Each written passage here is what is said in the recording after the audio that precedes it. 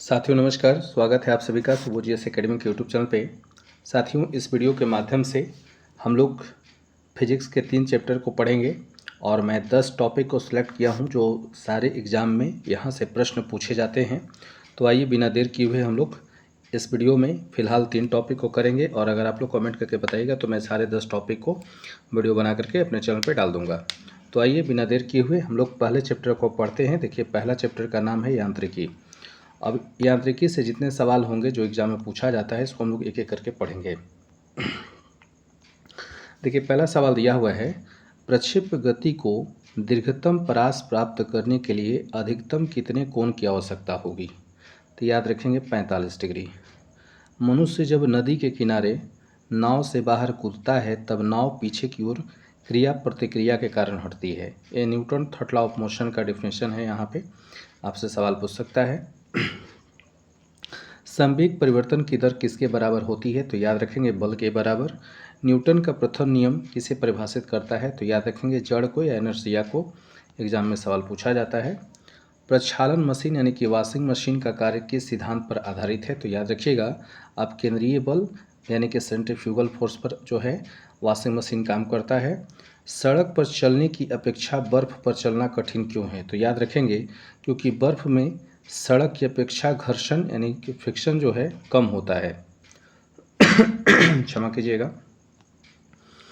आइए अगले सवाल पे हम लोग देखते हैं, किसी पिंड के संवेग यानी कि मोमेंटम और वेग वेलोसिटी के अनुपात से प्राप्त मान क्या कहलाता है? तो याद रखिएगा मास यानी कि द्रव्यमान कहलाता है। त्वरण ज्ञात करने का प्रमुख सूत्र क्या है? तो याद रखेंगे A बराबर V minus you by T, जहाँ A क्या है? तो याद रखेंगे त्वरण है, V अंतिम वेग है और U जो है प्रारंभिक वेग है, T समय अंतराल है। तेल से अंशतः भरा हुआ टैंकर समतल सड़क पर एक समान त्वरण से जा रहा है। तेल का मुक्त पृष्ठ कैसा होगा? तो याद रखिएगा परवलयी वक्राकार होगा। एक समान वृत्तीय गति पर त्वरण सदैव उपस्थित रहता है। किसकी उपस्थिति के कारण ब्लैकबोर्ड पर तथा कागज़ पर लिखना संभव है? तो याद रखिएगा घर्षण के उपस्थिति के कारण जो है ब्लैकबोर्ड या हम लोग कॉपी पर लिखते हैं, यह संभव है। अब आइए हम लोग देखेंगे न्यूटन के प्रथम गति के नियम। कहता है कि गति का प्रथम नियम यानी कि फर्स्ट लॉ ऑफ मोशन, यदि कोई पिंड विरामावस्था में है तो वह तब तक उसी अवस्था में रहेगा जब तक उस पर कोई बाह्य बल आरोपित न किए जाए। द्वितीय नियम कहता है कि किसी वस्तु के संवेग परिवर्तन की दर उस पर लगाए गए बल के समानुपाती होती है तथा संवेग परिवर्तन की दिशा बल के अनुदिश होती है। थर्ड लॉ ऑफ मोशन कहता है तृतीय गति का नियम कि प्रत्येक क्रिया के बराबर और विपरीत दिशा में प्रतिक्रिया होती है, इसलिए गति के नियम को क्रिया प्रतिक्रिया का नियम भी कहा जाता है।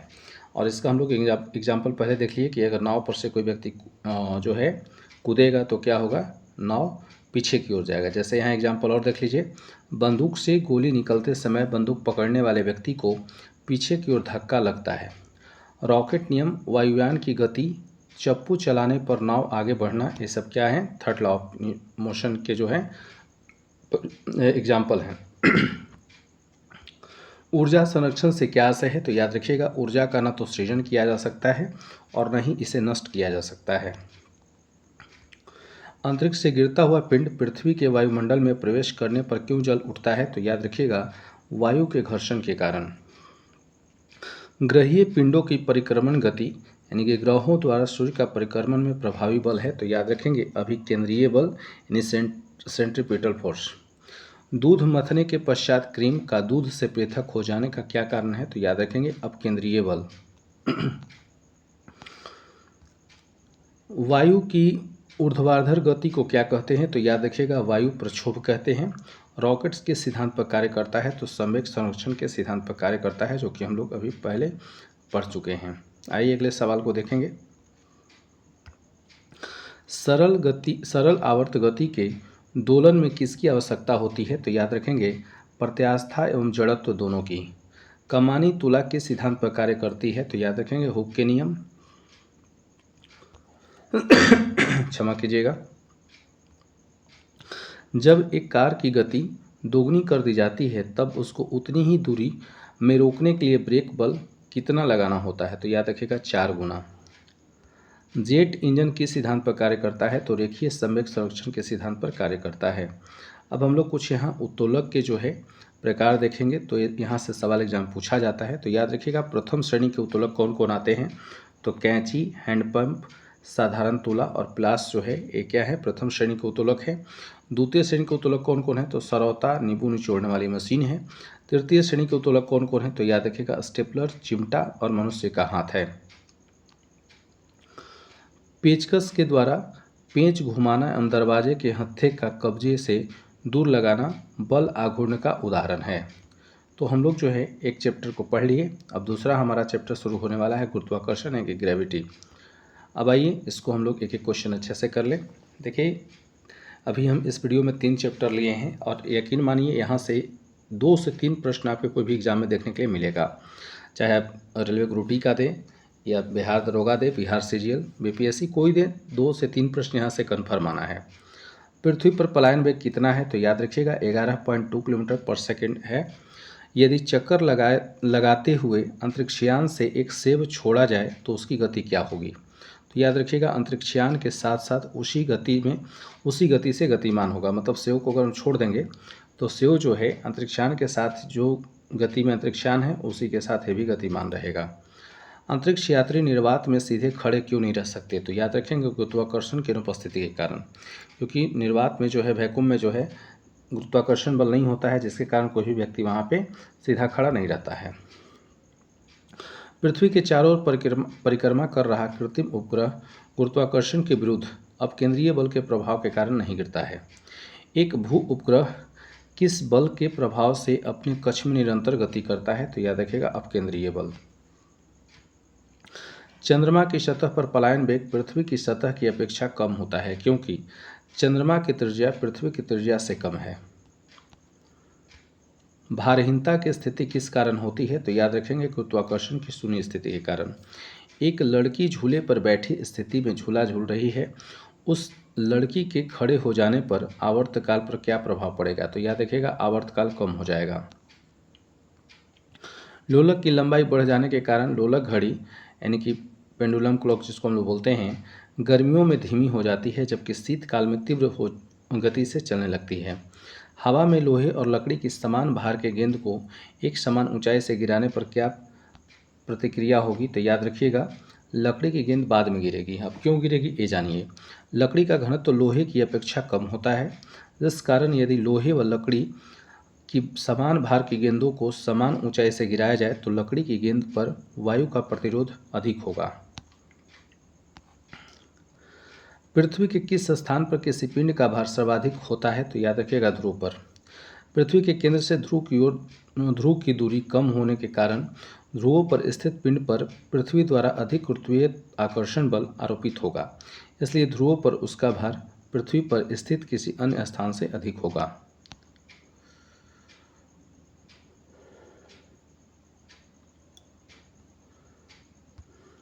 लिफ्ट में बैठे हुए व्यक्ति का भार कब सर्वाधिक महसूस होता है? तो याद रखिएगा, जब लिफ्ट त्वरित गति से ऊपर जा रही हो।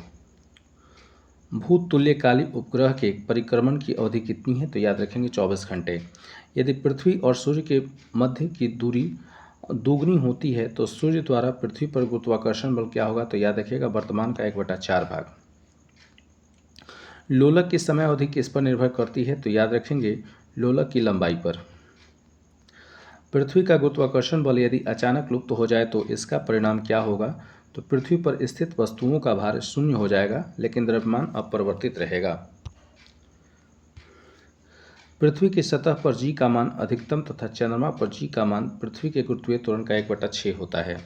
पीसा की झुकी हुई मीनार गिरती क्यों नहीं है? इसका क्या कारण है? तो याद रखिएगा, गुरुत्व केंद्र से जाने वाली ऊर्ध्वाधर रेखा तल के अंदर रहती है, यानी वर्टिकल लाइन जो है वो क्या है? तल के अंदर रहती है।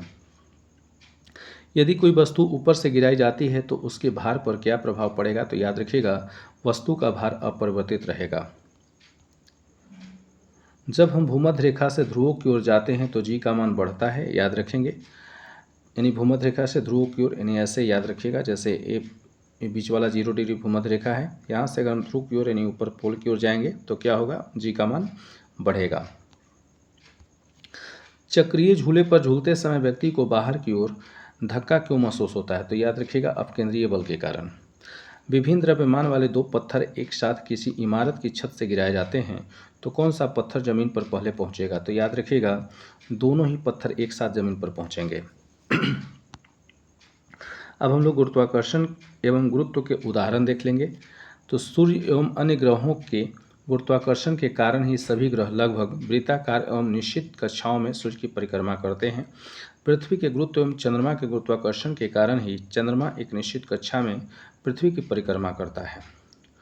सूर्य, चंद्रमा एवं पृथ्वी के गुरुत्वाकर्षण की अंतःक्रिया के कारण पृथ्वी पर स्थित समुद्रों में ज्वार भाटा आते हैं। अगला सवाल है कि गुरुत्वाकर्षण के सार्वभौमिक नियम के सिद्धांत का प्रतिपादन सर आइजैक न्यूटन ने किया था। ये भी इम्पॉर्टेंट सवाल है। अब आइए हम लोग तीसरा चैप्टर पढ़ेंगे, पदार्थों के सामान्य गुण। साबुन के बुलबुले का दाब वायुमंडलीय दाब से कम होता है अथवा अधिक? तो याद रखिएगा अधिक होता है। स्वचालित हाइड्रोलिक ब्रेक किस सिद्धांत पर कार्य करता है? तो याद रखेंगे पास्कल के सिद्धांत पर। बर्फीले क्षेत्रों में शीतकाल में जब झील की ऊपरी सतह का पानी बर्फ में बदल जाता है फिर भी उसके अंदर रहने वाले जलीय जंतु जीवित रहते हैं, क्योंकि पानी का घनत्व 4 डिग्री सेल्सियस पर सबसे अधिक होता है। इस कारण झील के भीतर पानी नहीं जमता है। इंपॉर्टेंट सवाल है, याद रखेंगे। नदी से समुद्र में प्रवेश करने पर किसी जहाज की क्या प्रतिक्रिया होती है? तो याद रखेंगे वह समुद्र में कुछ ऊपर उठता है।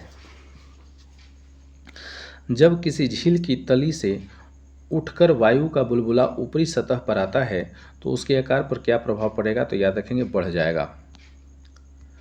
किसी वस्तु की मात्रा बदलने पर उसके घनत्व पर क्या प्रभाव पड़ता है? तो याद रखिएगा वस्तु का घनत्व अपरिवर्तित रहेगा। ये भी इम्पॉर्टेंट सवाल है। हवाई जहाज से यात्रा करते समय पेन से स्याही क्यों निकलने लगती है? तो याद रखेंगे वायुदाब में कमी होने के कारण। नदी की अपेक्षा समुद्र में तैरना आसान क्यों होता है? तो समुद्री जल का घनत्व नदी के जल से अधिक होता है। समुद्र में पल्लवन करते हुए बर्फ का पिंड पानी की सतह से 1/9 भाग ऊपर उठा हुआ होता है, इसलिए जब बर्फ पिघलती है तो पानी के स्तर में कोई परिवर्तन नहीं होता है। पृष्ठ तनाव का क्या कारण है? तो याद रखिएगा अणुओं के मध्य ससंजक बल। बैरोमीटर के पैमाने में अचानक गिरावट आने पर कौन सी मौसमी दशा इंगित करती है? तो याद रखेंगे तूफानी मौसम। तेल जल के पृष्ठ पर क्यों फैल जाता है? क्योंकि तेल का पृष्ठ तनाव जल से कम होता है। याद रखिएगा जिसका पृष्ठ तनाव कम होगा ऊपर रहेगा, जिसका अधिक होगा वो क्या होगा? बैठ जाएगा। वर्षा की बूंदें गोलाकार क्यों होती है? तो जल के पृष्ठ तनाव के कारण। ये सवाल कई बार एग्जाम में पूछा गया है। कुएं से पानी भरी बाल्टी को ऊपर खींचते हैं तो क्या अनुभव होता है? तो बाल्टी पानी की सतह से ऊपर आकर भारी हो गई।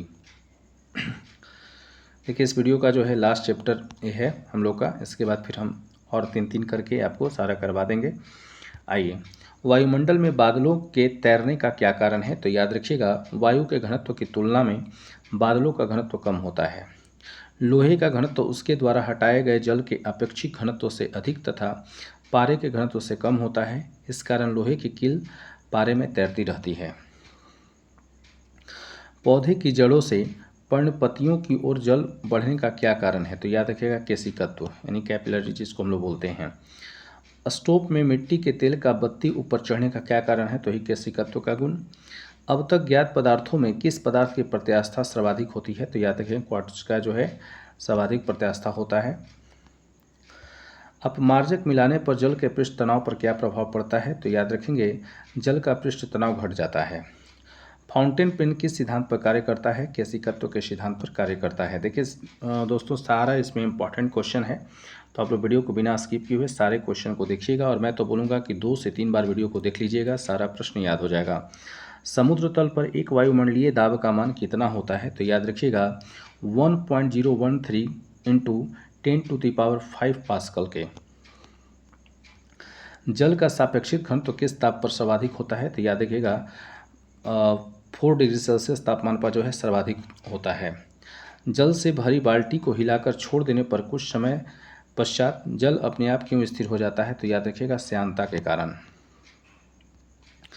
धातु की शुद्धता ज्ञात करने में किस सिद्धांत का प्रयोग किया जाता है? आर्किमिडीज का सिद्धांत। जल से निकलने पर शेविंग ब्रश के बाल आपस में किस कारण चिपक जाते हैं? पृष्ठ तनाव के कारण। स्टील रबर की अपेक्षा अधिक प्रत्यास्थ है, क्यों? स्टील के लिए अधिक विरूपक बल की आवश्यकता होती है। वाहनों में स्नेहक तेल यानी कि लुब्रिकेंट ऑयल का प्रयोग क्यों किया जाता है? तो याद रखिएगा, घर्षण कम करने के लिए। आंधी आने पर टीन की छत और छप्पर उड़ जाते हैं, क्योंकि उनके ऊपर का वायुदाब नीचे के वायुदाब से कम हो जाता है। किसी वस्तु की सतह के लंबवत लगने वाले बल को क्या कहते हैं? तो याद रखिएगा, प्रणोद कहते हैं।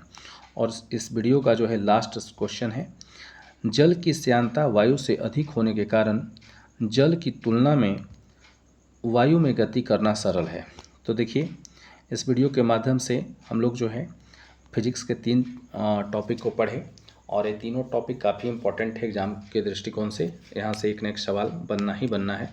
तो आप लोग जो है कमेंट करके हमें बताइएगा। तो फिजिक्स, केमिस्ट्री, बायो का जो है एनसीईआरटी का जितना भी इम्पॉर्टेंट चैप्टर है सबसे मैं आपको करवा दूंगा, जो सारे एग्ज़ाम में आपको यहाँ से प्रश्न देखने के लिए मिलेगा। और मैं आपको बता दूं कि एनसीईआरटी का जो न्यू एडिशन का जो बुक निकाला गया है सार संग्रह का, उसी से लिया गया पीडीएफ है।